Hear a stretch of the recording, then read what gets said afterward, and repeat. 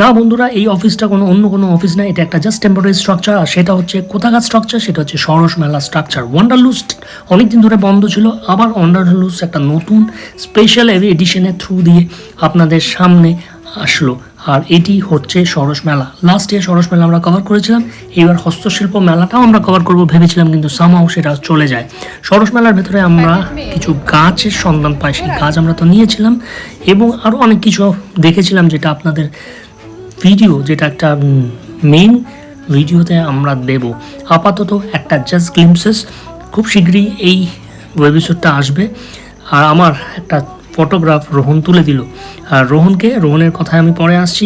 আপাতত এখান থেকে আপনারা বেগুন, আলু, ঝিঙে, পটল সব কিছু নিতে পারেন। আর রোহন এখানে ঘোড়াটাকে দেখছে, মনে হচ্ছে হয়তো সে ঘোড়ার উপরে চড়বে, কিন্তু না, সে সেরকম চলেনি। আমি একটা ফটোগ্রাফ নিয়ে স্ট্রেট ওয়েতে ওখান থেকে বেরিয়ে আসি এবং চলে গেছিলাম বেকারি ফেস্টিভ্যাল, নিউ টাউন 9 CC2-তে।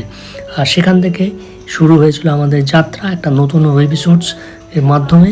আর তারপরেই সরস মেলাকে দিয়েই শেষ হলো। ভালো লাগলে লাইক, শেয়ার, সাবস্ক্রাইব করতে ভুলবেন না। প্রথম অভিমান তোকে নিয়ে আমার বেঁচে থাকার কারণ।